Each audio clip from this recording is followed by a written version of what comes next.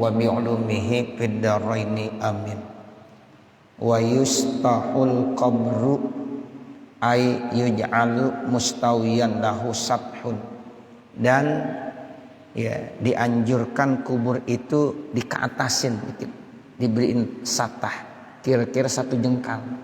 Jadi orang kalau habis nguburin tuh bapak saudara ya diangkat sedikit, ya itu namanya satah. Tapi jangan dimunjungin, jangan seperti punuk onta gitu, jangan, nggak boleh. Tapi rata, diangkat ya terus diratain kira-kira tingginya 1 jengkal. Itu ya dianjurkannya begitu.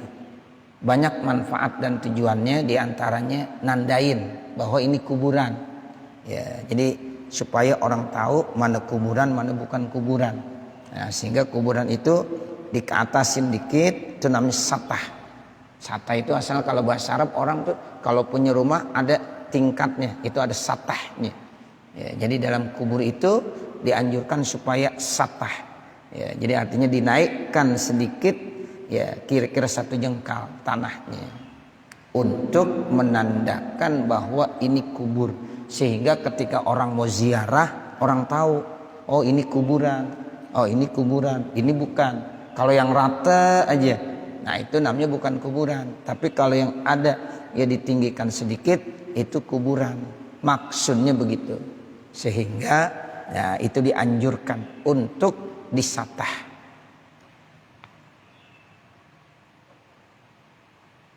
Makanya di sini Imam Nawawi menjelaskan ay yuj'alu mustawiyan lahu sathun, artinya dijadikan rata. Tapi ada ya tinggi, rata, tinggi. Seperti kita tuh ya di masyarakat kita kan begitu. Ya orang kalau habis nguburin agak ditinggiin tuh tanahnya, tapi rata, diratain. Jangan dimunjungin begitu seperti ponok onta. Ya, dirancipin apalagi begitu. Nah, ini jangan. Tapi mustawiyan, datar, rata. Wala yusnamu, namun jangan ditinggikan seperti punuk onta. Aila yuj'alu musnaman ala hayati sanamil ba'iri. Jangan sampai dijadikan kubur itu tingginya seperti kondisi punuk onta. Kan kalau onta tuh ya ada modelnya begitu, itu punuk ontanya. Nah itu kuburan gak boleh seperti itu. Ay artinya yusannu ayyurfa'al qabru shibron, pakot disunnahkan meninggikan kuburan seukuran kira-kira 1 jengkal saja. Ya, jadi 1 jengkal aja, shibir. Ya, kira-kira ukurannya 1 jengkal. Takriban, kurang lebih. Jadi enggak mesti pasti. Takriban, kurang lebih. Liyu'rofa, supaya dapat diketahui itu kuburan. Payuzaru, maka dapat dia ziarahi. Oh, ini dikenalin, ini kuburan. Sehingga orang kalau mau ziarah lebih gampang, lebih mudah. Tidak bisa ya sampai nyari-nyari lama begitu. Nah makanya di kubur-kubur kita orang-orang Indonesia rata-rata enak, gampang. Ada tandanya masalah kubur. Kalau di Makla, kemudian ya di lain-lainnya, ya itu kalau yang namanya di Mekah, di Madinah, ya itu nggak ada tuh tanda-tandanya. Makanya repot kita. Kalau belum nanya banget gitu, ya kita mesti nanya sama yang tahu, sama yang paham. Ya kuburnya Imam Nawawi mana sih? Nah sebab nggak ada tandanya di sana.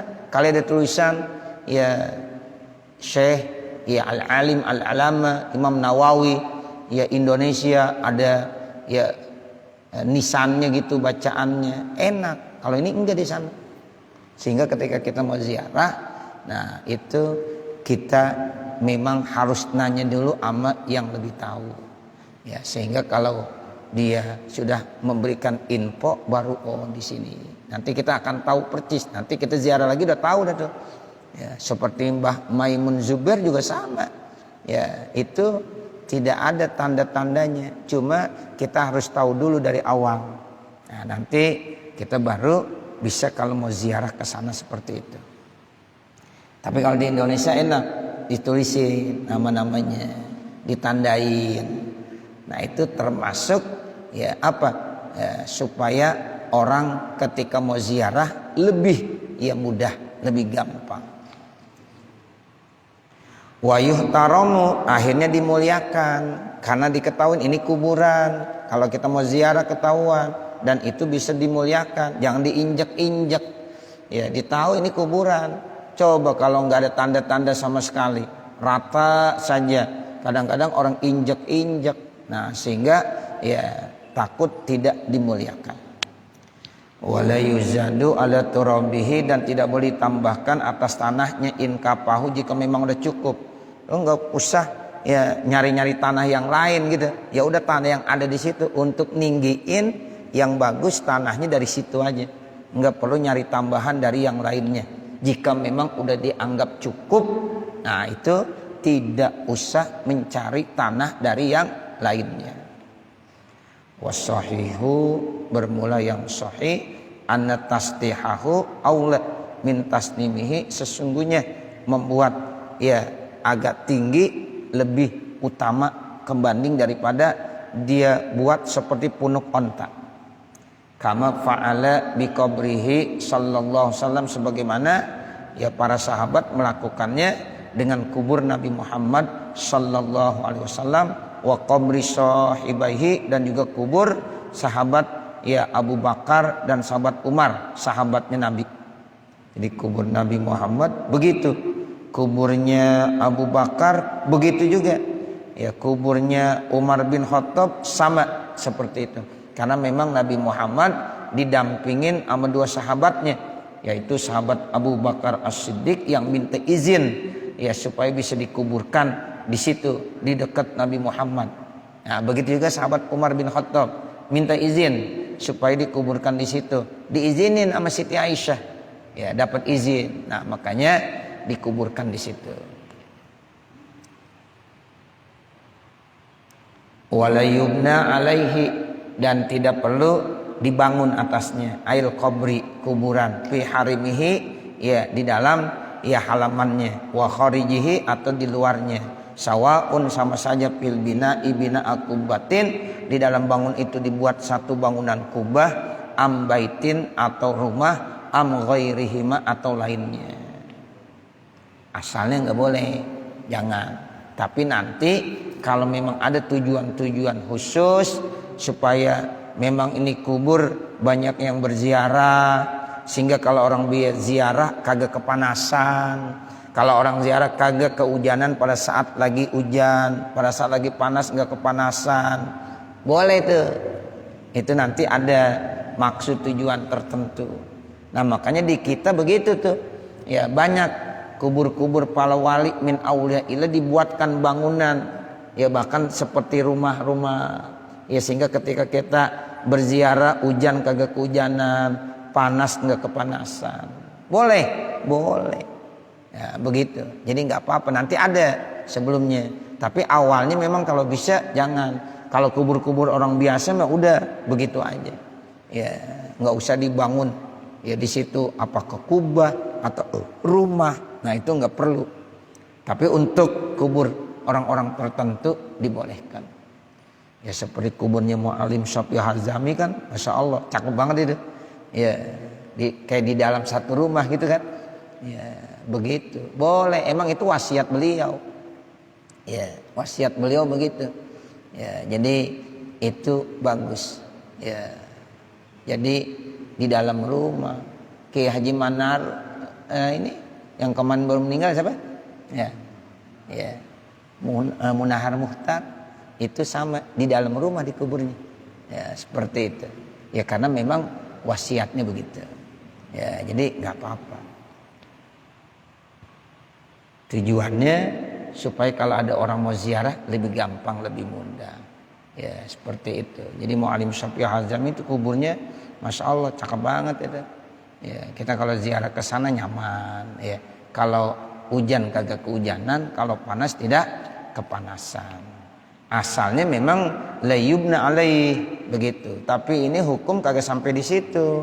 Nanti ya Imam Nawawi pun membolehkan, nanti ada, ya seperti itu. Wala yujassasu, enggak perlu dibuatkan bangunan pakai tembok. Aila yabidu bil jasi, tidak perlu ditembok dengan kapur, dengan semen. Nah, seperti itu. Fayukrahu tajsisuhu bil jasi, maka dimakruhkan ya membangunnya dengan batu, dengan kapur, dengan semen, kalbinai seperti bangunan. Wa huwan nuratu, yaitu kapur putih, al baidau. Ya, kalau dulu kan orang kalau membangun itu pasti ada kapurnya. Ya, begitu. Sekarang aja orang bangun gak ada kapur. Ya, kalau dulu ada. Ya, al-musamatu bil jairi, namanya jair. Ya, nah itu bangunan-bangunan yang memang menggunakan kapur. Naam, ini naamnya akan tetapi, istidrak namanya. Kata Imam Nawawi itu tadi begitu tuh hukum asalnya, akan tetapi in khosya nabsa sabuin, kalau seandainya ada orang takut ya nanti bisa digali sama binatang buas. Sabu itu artinya binatang buas, dicoker-coker misalnya ya nanti bisa dimakan sama binatang buas. Au haparahu, atau ada yang mau menggalinya, mungkin ada orang-orang tertentu yang jahat punya keinginan untuk menggali ini kubur mayit. Auhan musailin, atau mungkin akan hancur dengan sebab adanya banjir besar. Lam yukrahil bina'u, maka tidak dimakruhkan bangun, wat tajsisu, dan membuat batunya, balkon yajibani, bahkan terkadang ya membangun dan membuat batu-batu tersebut itu hukumnya jadi wajib. Tadi asalnya makruh, tapi kadang-kadang nggak apa-apa, boleh, atau kadang-kadang bisa wajib. Jadi kalau seandainya di daerah-daerah tertentu, Bapak Saudara, ya ini daerah rawan ini. Ya kalau seandainya tidak dibangun, nanti ada binatang buas yang mencoker-coker, akhirnya diambil, dibawa, dimakan. Nah, ini hukumnya jadi wajib dibuat ya satu bangunan di situ supaya ya tahan, ya nggak bisa diganggu oleh binatang buas. Atau mungkin ada banjir besar. Ya, supaya untuk menyelamatkan dibuat bangunan sehingga nggak apa-apa. Kalau didiamkan saja, ya bisa banjir, nanti itu mayit akan tenggelam dan akan kebawa kemana-mana.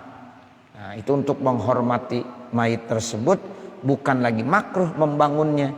Ya, bisa hukumnya jadi wajib. Makanya al-hukmu yaduru ma'a illatihi, dalam usul fikih begitu. Jadi hukum itu bisa dikondisikan sesuai dengan ilatnya. Jadi asalnya makruh, bisa nanti berubah, bukan jadi makruh jadi wajib. Nah, seperti itu. Bisa juga jadi sunnah. Kalau kubur orang-orang tertentu, ya karena orang pengen ziarah, ya supaya nanti nggak kepanasan, nggak kehujanan, nah itu jadi nggak apa-apa, jadi disunnahkan, dibangunkan ya di situ di dalam kuburnya, seperti rumah ataupun kubah dan sejenisnya.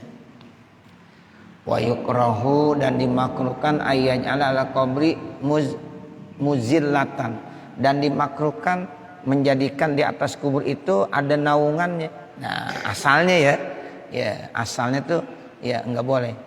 Li anna Umar radhiyallahu anhu ra'a kubatan panahaha, ya karena sahabat Umar radhiyallahu an pernah melihat ada kubah di dalam kubur, maka dia mencegahnya. Wa qala da'auhu yuzilluhu amaluhu, biarkan, jangan dibuatkan bangunan, nanti katanya dia dilindungin sama amalan-amalannya. Tuh, awalnya begitu. Ya, jadi kata Umar enggak perlu nih.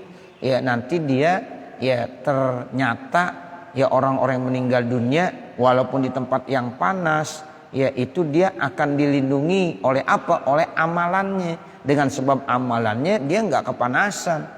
Ya dia merasa adem, sejuk. Itu kata sahabat Umar bin Khattab, itu awalnya seperti itu. Tapi nanti kalau ada tujuan-tujuan yang sahih, ghardun sahih, kata Imam Nawawi boleh.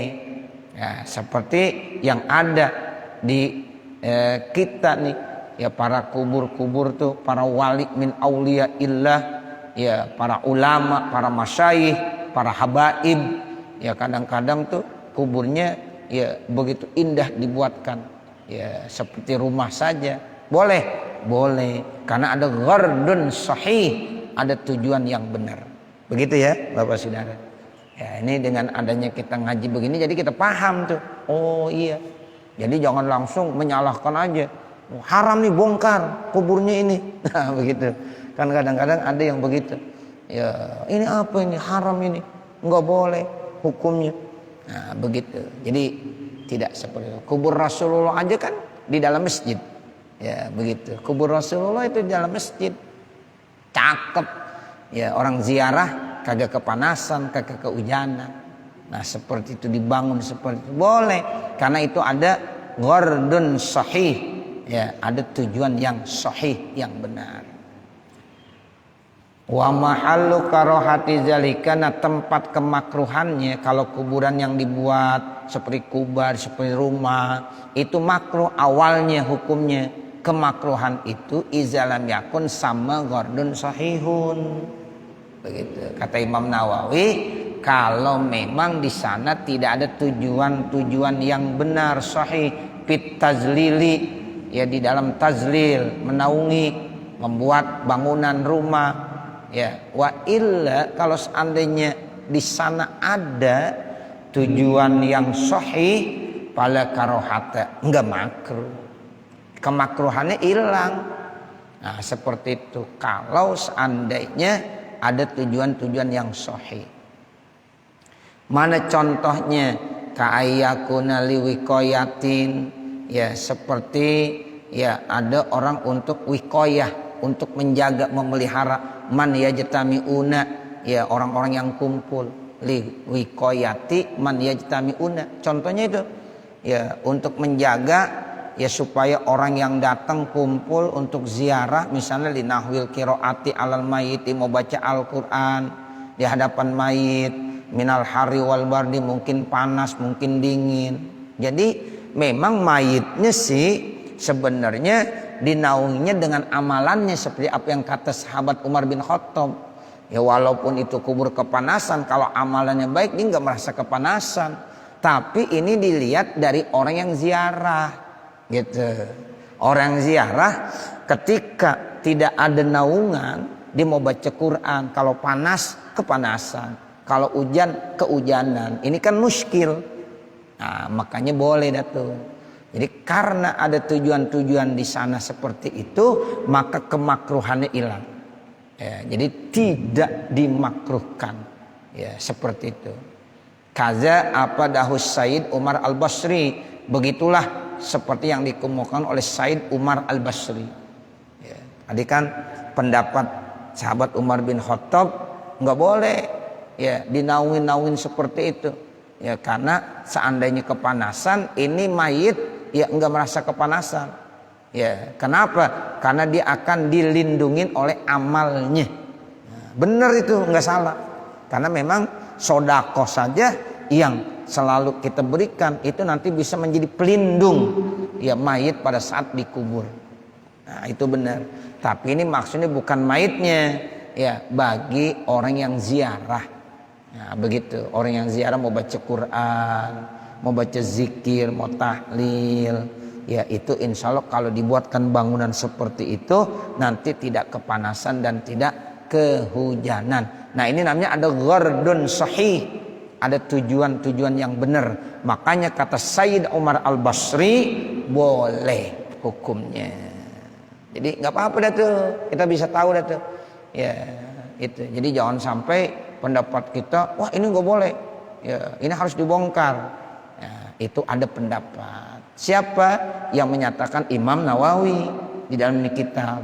Nah di antaranya pendapat Said Umar Al-Basri itu tidak dimakruhkan karena ada tujuan-tujuan yang dibolehkan.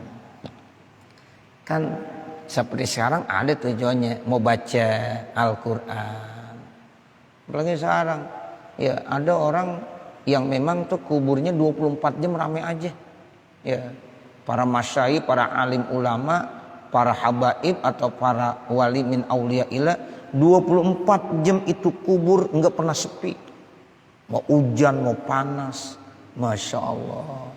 Itu begitu. Ada aja yang baca Quran. Kita datang jam berapa aja rame.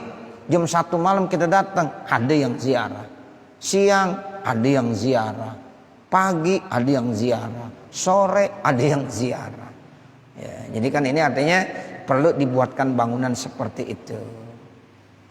Wala ba'sa, dan tidak apa-apa.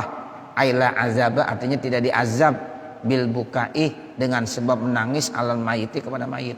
Ayyajuzul buka'u alaihi, ya boleh menangis atas mayit qoblal mauti, baik yang menangisnya sebelum kematian, ijma'an, sepakat ulama, wa ba'dahu, dan setelah kematian. Sebelum kematian ada yang nangis, boleh. Setelah kematiannya ada yang nangis, boleh juga. Menangis yang penting tidak meratap. Itu. Jadi sekedar menangis aja boleh. Ya, yang tidak boleh meratap, nadab. Kalau nadab itu nggak boleh. Kalau nangisnya yang nadab meratap, itu nggak boleh. Ya, tapi kalau menangis sekedar sedih, nah itu dibolehkan. Apalagi orang alim yang meninggal dunia. Sebab ya ada satu makalah yang bilang mautul alim mautul alam. Begitu. Mautul alimi, kematian orang alim, itu mautul alam. Berarti kematiannya dunia. Ya, jadi orang alim meninggal itu dunia mati, berduka. Malam yahzan bi mautil alim fahuwa munafik. Siapa yang tidak berduka cita, tidak merasa sedih dengan kematiannya orang alim, maka orang itu namanya munafik. Tuh, jadi orang munafik. Makanya kita kalau ya kita dengar berita ada ulama, ada habaib, ada para masyayikh yang meninggal dunia, minimal kita ya bersedih. Minimal langsung kita connect, kita baca Fatihah. Minimal kita baca Allahumma ighfir lahu warhamhu wa'afihi wa'fu anhu. Itu salah satu bentuk takziah kita doain. Nah, seperti itu. Jadi kita merasa sedih. Jangan cuek aja. Ya, sebab orang yang ya tidak merasa sedih dengan kematiannya para ulama, itu tandanya orang itu ciri daripada orang-orang munafik. Nah, jadi jangan sampai begitu. Makanya kalau nangis boleh, sekedar dia sedih menangis boleh. Yang tidak boleh meratap. Yang tidak boleh apa? Meratap. Nah, makanya di sini dibilang wala ba'sa bil bukai, artinya la ba'sa ay la azab, kata Imam Nawawi begitu. Jadi tidak diazab ya mayit dengan sebab menangisnya, apakah keluarganya atau ya kaum muslimin dan muslimat yang ditinggalkan saat itu. Ya, jadi artinya boleh menangis disebabkan ada kematian seseorang, baik menangisnya sebelum kematian ataupun setelah kematian.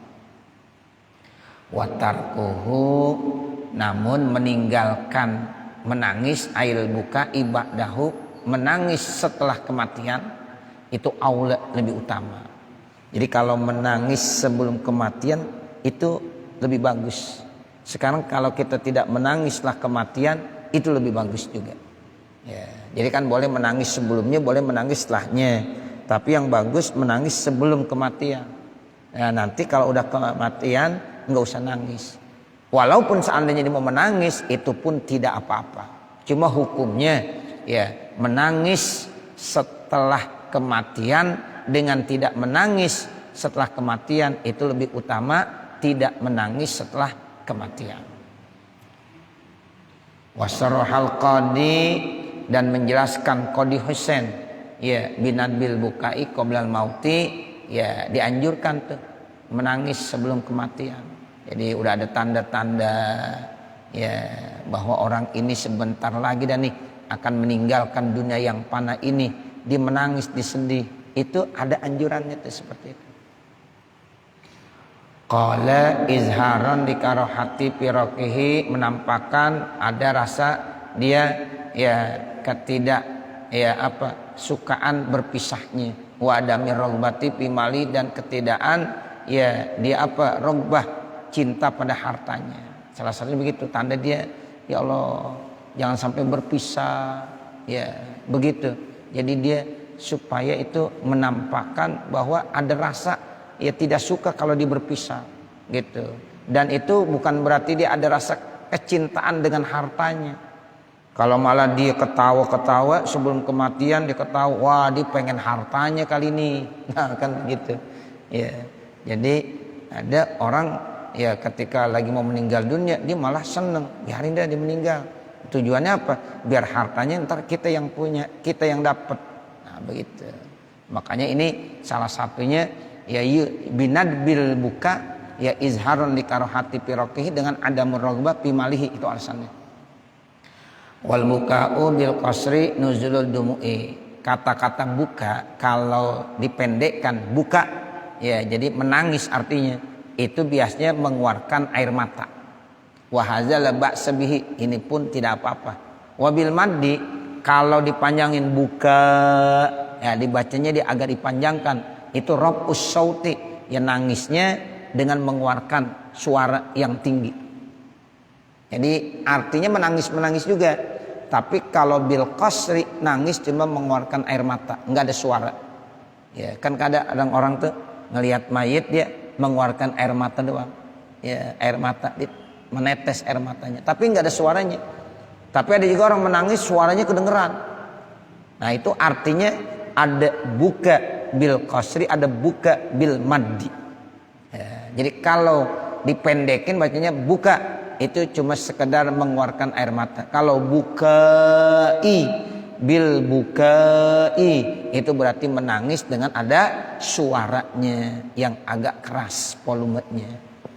Wa hadza aidun la ba'sa bi. Seandainya ada orang menangis mengeluarkan suara juga la ba'sa bih, kata Imam Nawawi tidak apa-apa juga selama dia tidak masuk dalam kategori meratap. Idza kana min ghairin auhin, apabila ini tidak dia masuk dalam kategori meratap wa nahwi dan seumpamanya. Mimma yadullu ala adam ridho, dari segala sesuatu yang menunjukkan atas ketiadaan ridhonya. Jadi kalau kita nangis teriak-teriak ya itu namanya meratap, menandakan dia kagak ridho. Sementara kita nggak boleh nggak ridho dengan apa yang diputuskan oleh Allah. Ya, pokoknya kita harus husnuzzon. Apapun yang terjadi dalam hidup dan kehidupan ini itu kita harus ridho. Ya, karena memang itu keputusan Allah, dan keputusan Allah ada keputusan yang terbaik. Ya, sebab kita kagak bisa ngatur Allah. Ya, emang kita siapa ngatur Allah? Ya, udah kita husnudzon aja. Apapun yang terjadi di dunia ini itulah yang terbaik. Ya. Tapi kalau ada orang ditinggal mati, kemudian dia teriak-teriak, dia menangis, diprotes sama Allah, berarti dia tidak ridho dengan apa yang sudah ditentukan oleh Allah. Nah ini nggak boleh. Sebab ciri orang yang beriman kagak begitu. Orang yang beriman itu kan artinya iman muslim, ya mukmin muslim. Muslim itu yang tunduk patuh. Apapun yang terjadi itu semuanya keputusan Allah Subhanahu wa taala, sehingga dia harus tunduk dan patuh, sehingga dia ridho ya dengan apa yang sudah ditentukan oleh Allah Subhanahu wa taala. Kama qala, sebagaimana apa yang dikemukakannya. Cukup saya kira, banyak yang mungkin mau ada kegiatan yang lain. Nanti baru wa yakunul buka ujaizu dan seterusnya. Ya, wa sallallahu ala sayyidina Muhammadin wa ala alihi wa sahbihi wa sallam walhamdulillahi rabbil alamin. Al-Fatihah.